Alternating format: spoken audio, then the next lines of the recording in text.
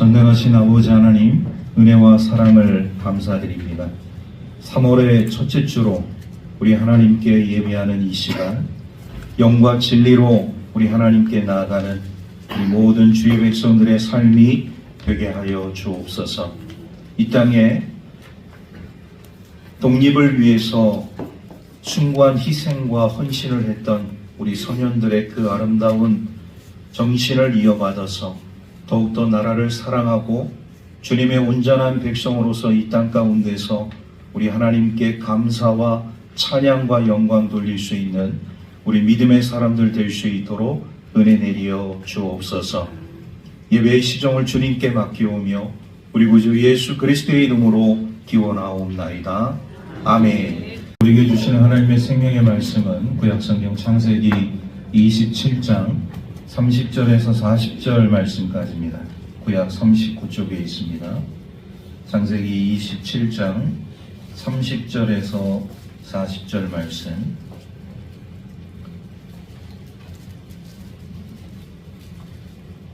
말씀을 봉독하겠습니다. 이삭이 야곱에게 축복하기를 마침에 야곱이 그의 아버지 이삭 앞에서 나가자 곧 그의 형 에서가 사냥하여 돌아온지라.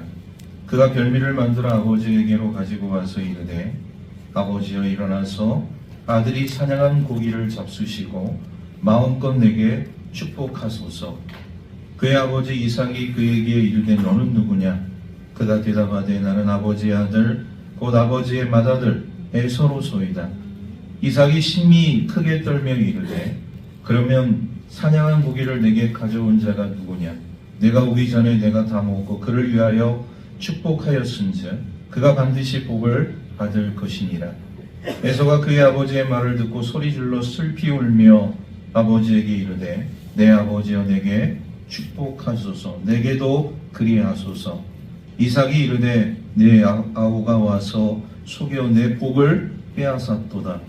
에서가 이르되 그의 이름을 야곱이라 함이 합당하지 아니하니이까. 그가 나를 속임이 이것이 두 번째니이다. 전에는 나의 장제의 명분을 빼앗고 이제는 내 복을 빼앗았나이다.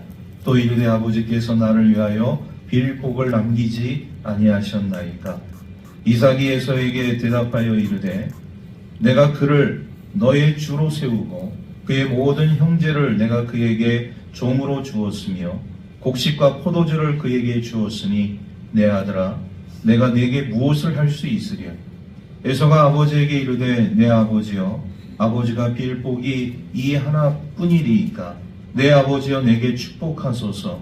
내게도 그리하소서 하고 소리를 높여오니 그 아버지 이삭이 그에게 대답하여 이르되 내 주소는 땅의 기름짐에서 멀고 내리는 하늘 이슬에서 멀 것이며 너는 칼을 믿고 생활하겠고 내 아우를 섬길 것이며 내가 매임을 벗을 때에는 그 멍에를 내 목에서 떨쳐버리리라 하였더라. 아멘. 잘 진행되고 있음에 만족하고 즐거워하고 있는 그런 상황 속에 있었어요. 그런데 그에게 갑자기 두려움이 몰려왔습니다. 분명히 자신이 몇 번이고 확인을 하고 또 확인을 했는데, 그래서 지금 에서를 축복하고 지금 이제 돌려보내는 그 과정 속에 있었는데, 또 다른 에서가 와서 아버지에게 음식 요리를 내놓으면서 자신에게 축복해 달라는 거예요. 기가 막힌 상황이 벌어지고 있는 것을 우리가 보게 되어지니, 분명히 손도 만져보고 목도 만져보고 입맞춤도 해보고 그리고 그 옷의 냄새까지도 맡아보고 확인하는 그 과정을 걸쳤음에도 불구하고 지금 이런 일이 벌어진 겁니다. 이런 일이 벌어진 이삭에게 있어서 지금 그의 그 심정을 성경은 이렇게 말씀을 하고 있습니다.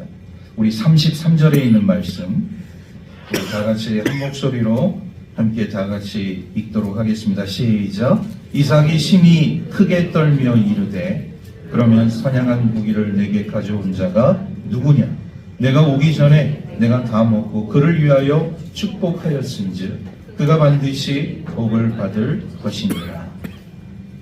이삭이 심히 크게 떨며,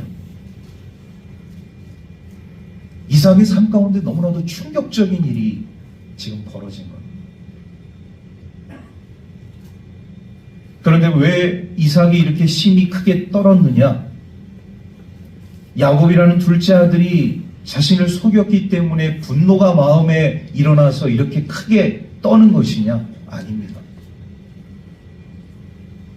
이삭이 이렇게 심히 크게 떠는 이유는 하나님의 축복을 하는 그 과정 속에서 인간의 속임수가 들어온 것도 들어온 것이지만 그 과정 속에서 하나님께서 한마디도 하지 않았다는 것에 대해서 너무나도 충격을 받습니다.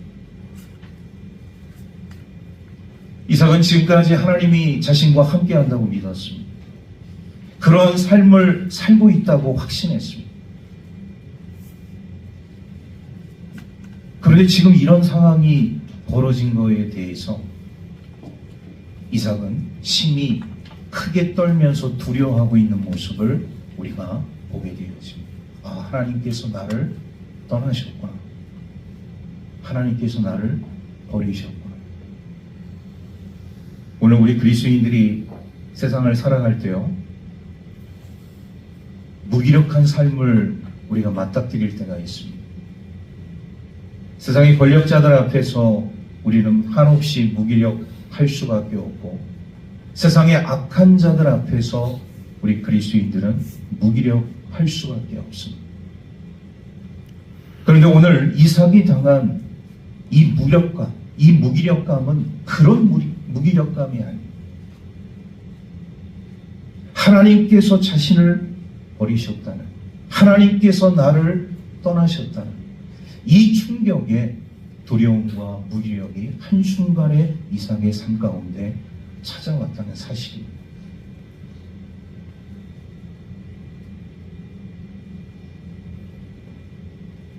이걸 어떻게 받아들여야 할까요? 이삭이라는 사람이 지금 이런 상황에 맞닥뜨리게 되어질 때 왜 하나님께서는 이런 상황 속에서 나에게 한마디도 말씀하시지 않았을까? 여기에는 이런 의미가 담겨져 있습니다. 너도 한번 당해봐라.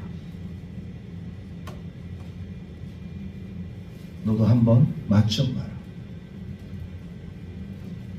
하나님의 말씀을 무시하고 하나님의 뜻을 거절하는 하나님의 사람들의 삶 가운데 내가 어떤 것을 너에게 보여줄 것인지 네가 한번 경험해봐.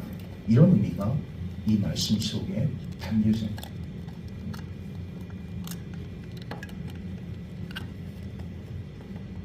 그럼 오늘 우리 그리스도인들이 삶을 살아오면서 전혀 예상치 못한 그런 상황 속에 우리가 삶을 살아갈 때가 있습니다. 잘 되던 일이 갑자기 잘 되지 않고 브레이크가 걸릴 때가 있습니다. 우리는 나름대로 신앙생활도 잘하고 믿음생활도 잘하고 하나님과 함께하는 삶을 살아간다고 그렇게 생각을 했는데 왜 내 삶 속에 이렇게 갑자기 잘 되던 일이 잘 되지 않고 브레이크가 걸리게 되어진 것인가?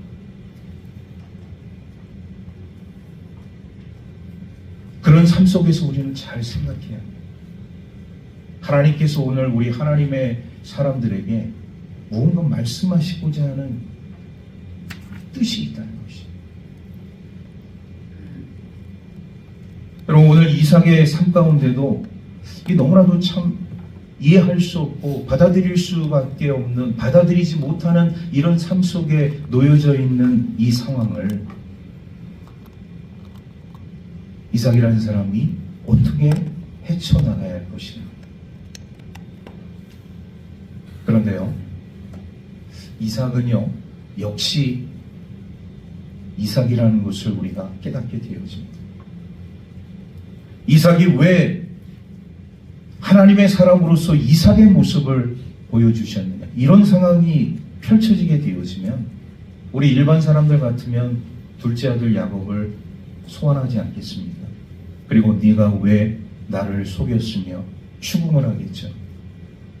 그리고 그 아들을 야단을 치겠죠.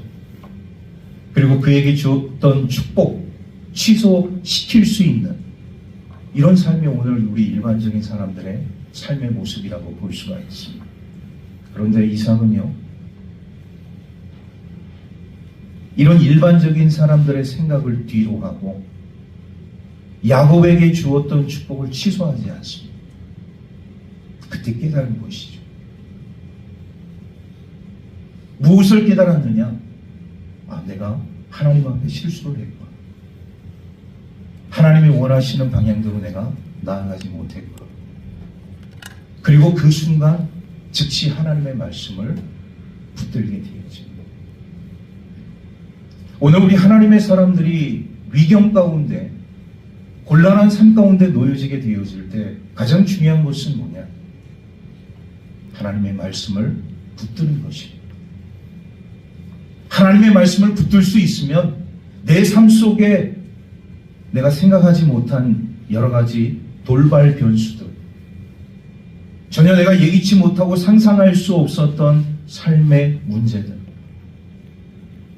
이런 문제들이 하나님의 말씀 가운데서 온전한 삶의 방향으로 인도되어지고 우리 주님이 원하시는 방향으로 나아가는 삶을 우리가 살아가게 될 줄로 믿습니다. 이것이 바로 이삭의 믿음입니다.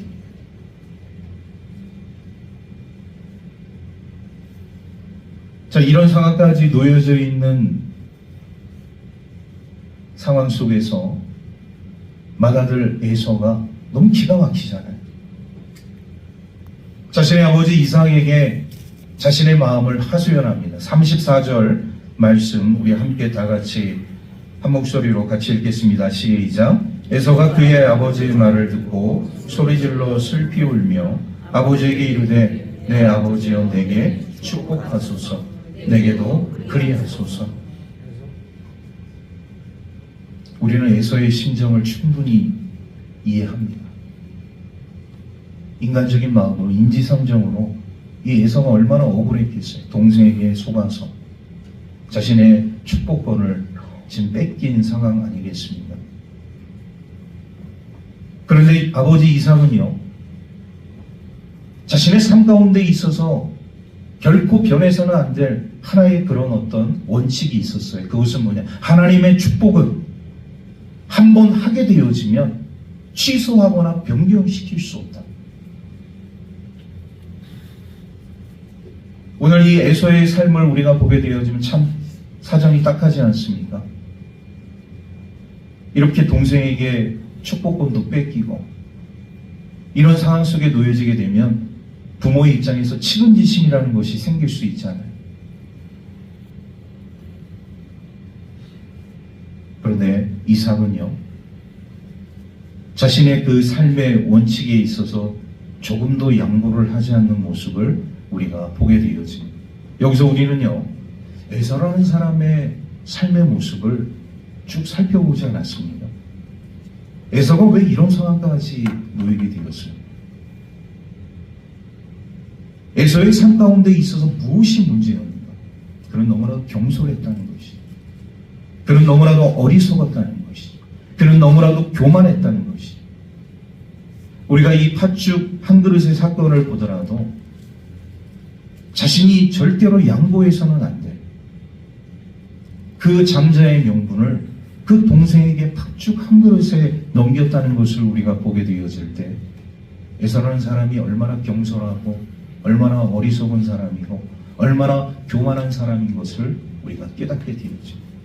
사실 일이 10개라도 할 말이 없는 거예요. 우리 신앙의 입장에 서게 되었죠.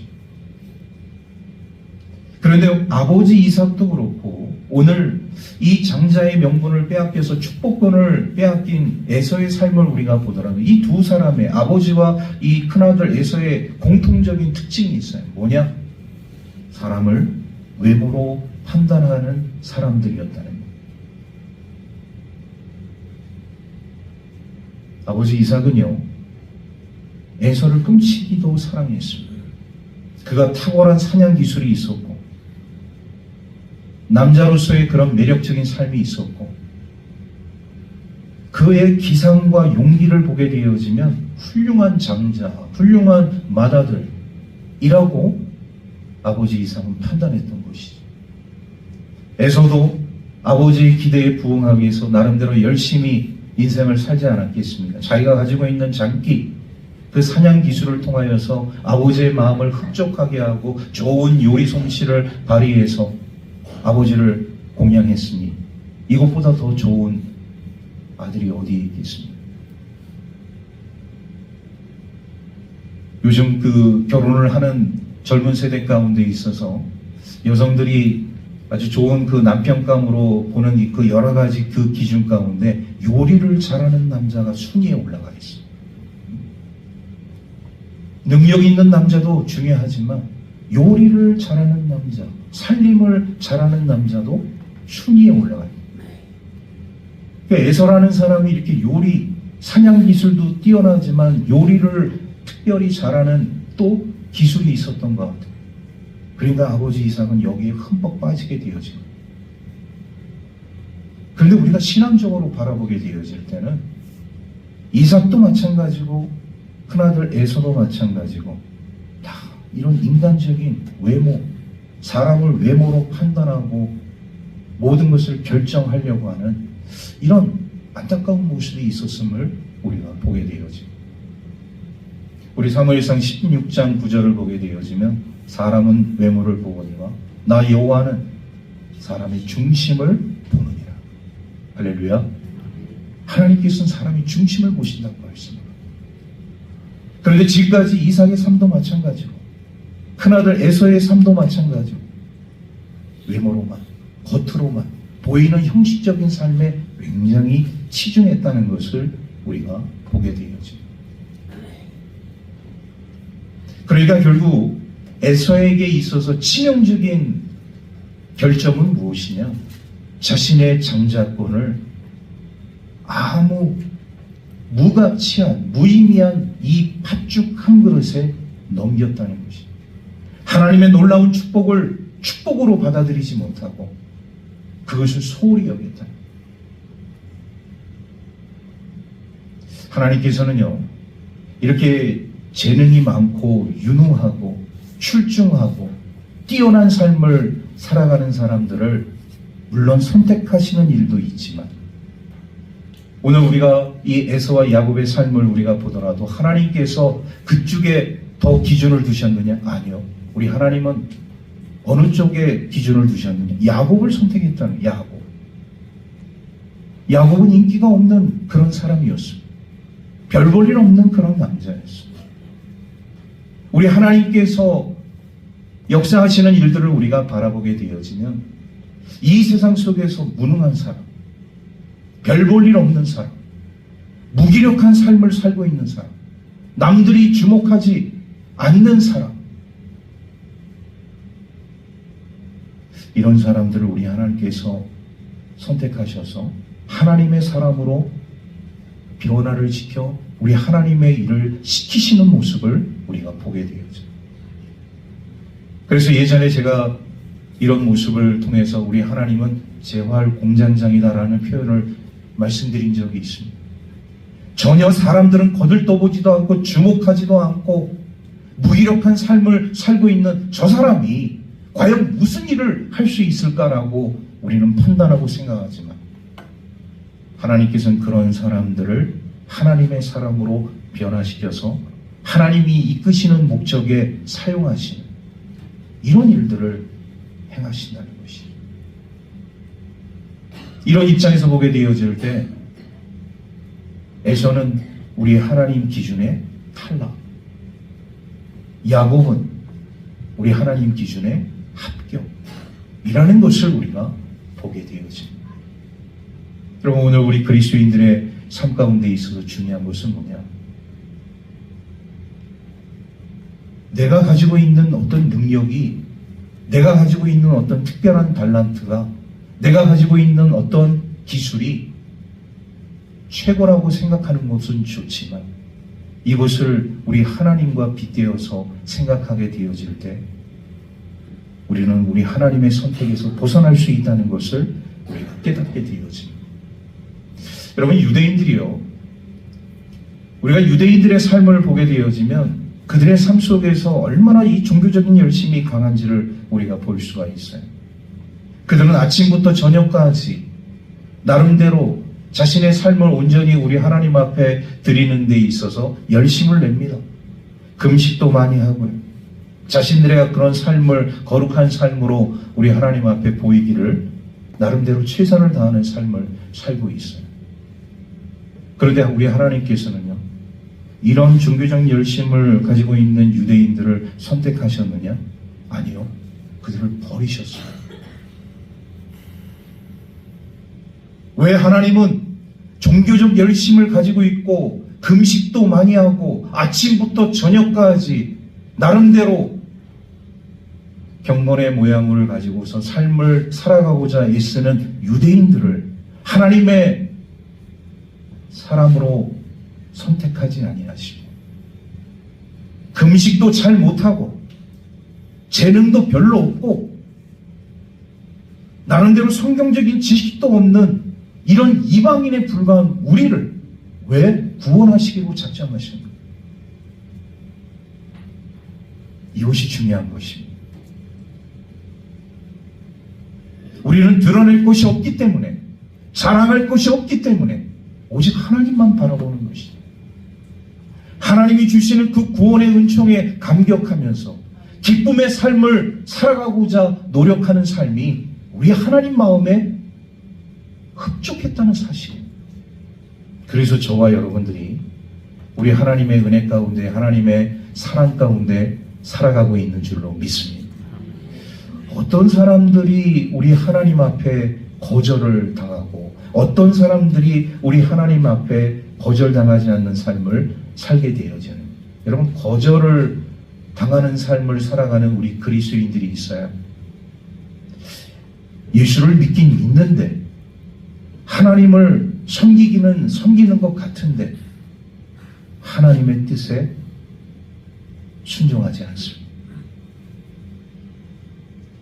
자기 방식대로의 삶의 모습으로 나아가는 우리 그리스도인들이 있다.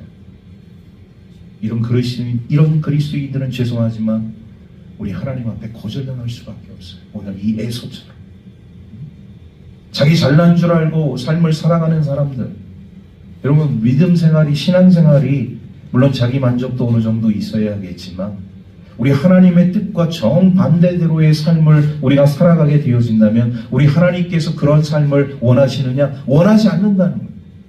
그러면 우리 하나님은 어떤 사람들을 거절하지 않고 받아주시느냐? 하나님 앞에서 자랑할 것이 하나도 없는 사람, 한 개도 없는 사람. 하나님, 저는 자랑할 게 하나도 없습니다. 저는 하나님 앞에서 아무것도 아닙니다. 부족한 사람이며 사도 바울이 고백했던 죄인 중에 괴수입니다. 이런 고백을 우리 하나님께서는 들어주시고 그런 고백을 하는 사람들을 거절하지 않아요. 오히려 그런 사람들에게 우리 하나님께서 은혜를 베풀어 주시고 축복을 해주신다. 우리 믿음의 삶을 살고 있는 우리 하나님의 사람들의 삶 가운데 있어서 여러분, 신앙생활 잘하고 있는 내가 하나님 앞에 거절당한다고 한번 생각해 보세요. 하나님의 심판대 앞에서 나름대로 내가 열심히 달려오고 최선을 다해서 신앙생활 해왔는데 나는 너를 모른다.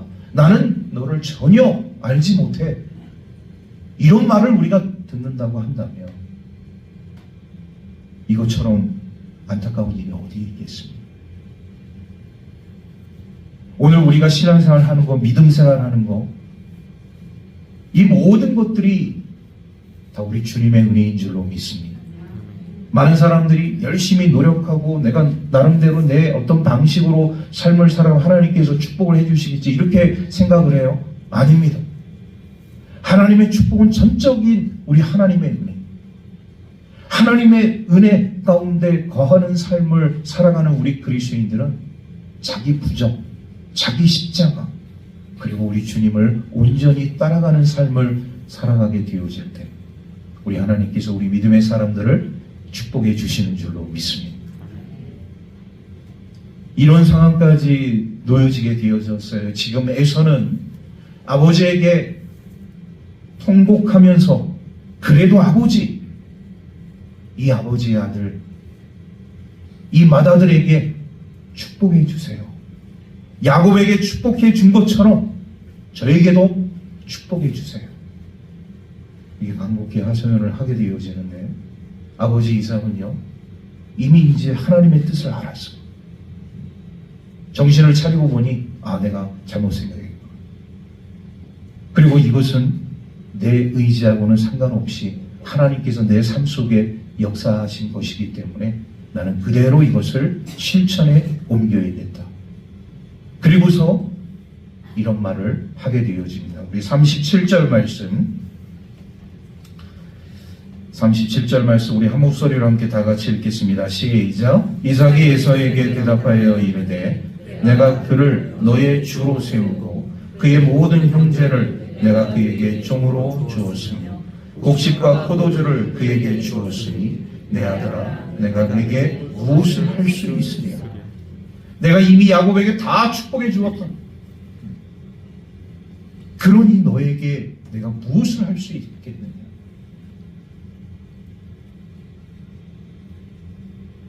참 안타까운 상황이죠. 그래도 에서는 포기하지 않습니다.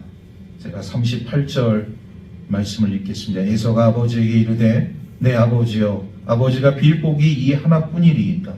내 아버지여 내게 축복하소서 내게도 그리하소서 하고 소리를 높여오니 에서가 하소연을 하는 것이죠. 제발 아버지 저에게도 축복해 주십시오. 그랬더니요 39절 40절 말씀을 보면 이삭이 이렇게 축복을 해달라고 생떼를 쓰는 맏아들 에서에게 축복의 말씀을 전하는 것이 아니라 저주의 말씀을 합니다. 참 놀라운 하나님의 말씀이 아닐 수가 없습니다. 우리 사람 같으면 너무나도 불쌍하고 안 돼 보이니까 그래 내가 실수해서 내 동생 야곱에게 이렇게 많은 것을 축복했으니 내가 미안한 마음으로 너에게도 축복을 해주마. 우린 그렇게 생각할 수 있잖아요. 그런데 우리 하나님의 뜻은 그게 아닌 것을 이삭이 알게 되었어요. 그래서 결국 아버지 이삭이 맏아들 에서에게 축복의 말씀이 아니라 저주의 말씀을 선포하게 되어집니다. 우리 39절 40절 말씀을 우리 한 목소리로 함께 다 같이 읽겠습니다. 시작. 그 아버지 이삭이 그에게 대답하여 이르되 내 주소는 땅의 기름짐에서 멀고 내리는 하늘 이슬에서 멀 것이며 너는 칼을 믿고 생활하겠고 내 아우를 섬길 것이며 내가 매임을 벗을 때에는 그 멍에를 내 목에서 떨쳐버리리라 하였더라.